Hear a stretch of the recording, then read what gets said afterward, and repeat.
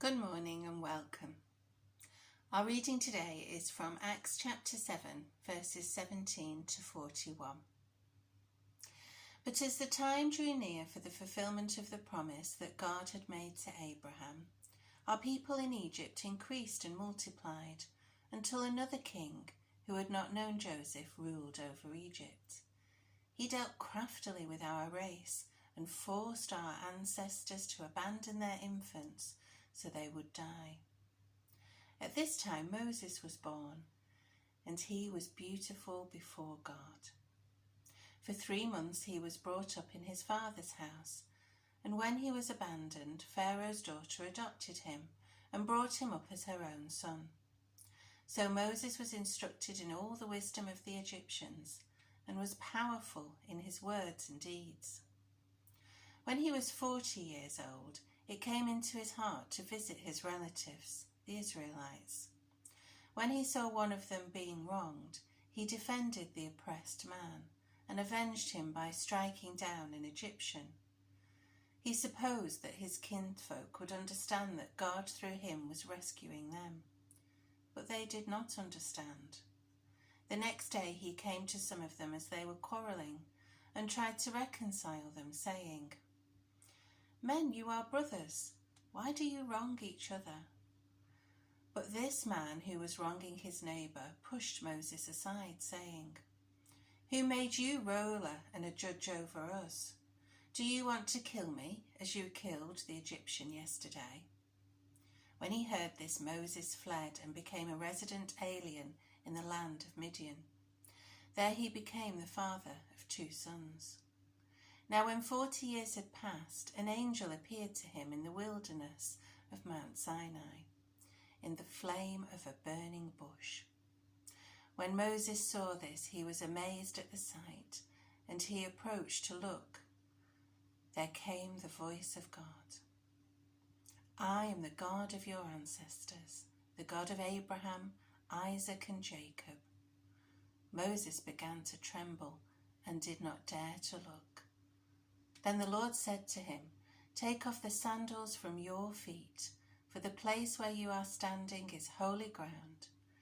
I have surely seen the mistreatment of my people who are in Egypt, and have heard their groaning, and I have come down to rescue them. Come now, I will send you to Egypt." It was this Moses whom they rejected when they said, "Who made you a ruler and a judge?"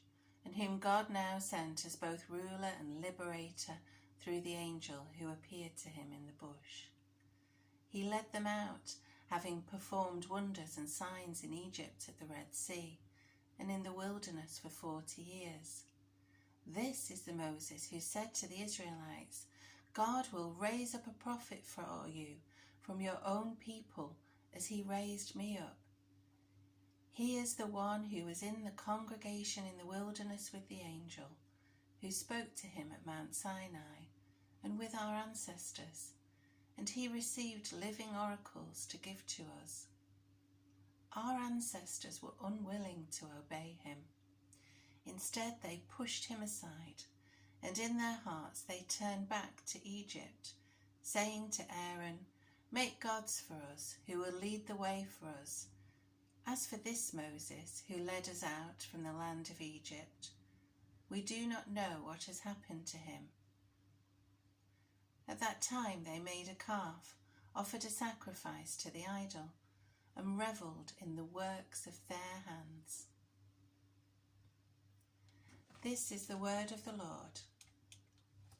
Thanks be to God. Stephen was a Christian deacon in Jerusalem and known as the first Christian martyr, dying for his faith in Jesus. Here he speaks to the Jewish council, and this speech tells of the mercy and deliverance of God to Israel, and it shows parallels between the rejection of Moses by his people and the rejection of Jesus.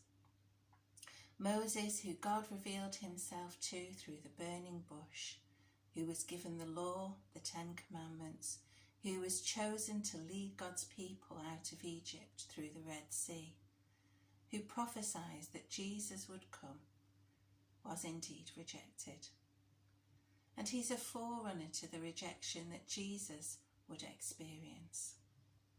Jesus, despite all his miracles and signs and wonders, despite teaching like nothing heard before or since, despite showing a compassion and love beyond our understanding, despite suffering such pain and death for each and every one of us, yet innocent of any crime, of any sin, despite all this, rejection still came. And rejection can come to us.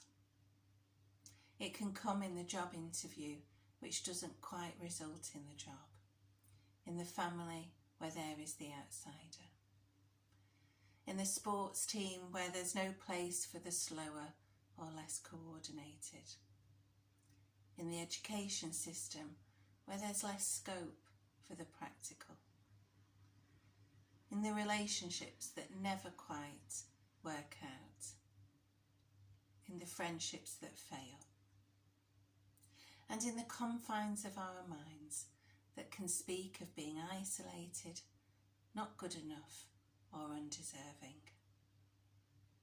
Yet the radical alternative of a community of faith shows us that God is present and draws us to him, that we can stand on holy ground, that we can cherish justice, and that we can experience rescue.